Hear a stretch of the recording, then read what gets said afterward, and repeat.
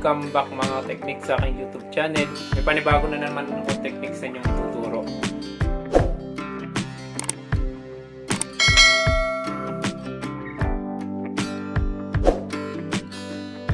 Ngayon mga technique, bibigyan ko kayo ng idea kung magkano nga ba ang LCD ng Huawei Nova 5T. Ito siya mga technique. Siya mga technique ay replacement. Ang presyo nito mga technique ay 1.6. Pero kung magpapagawa kayo sa mga repair shop, aabot siya mga technique ng 2.2 hanggang 2.5. Kasama na mga technique yung labor at LCD doon.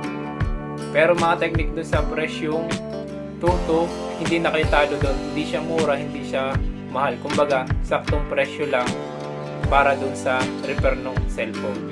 Yan mga technique, kung may tanong kayo, mag-comment lang kayo. Huwag niyo kalimutang mag-subscribe. Salamat sa panonood and God bless.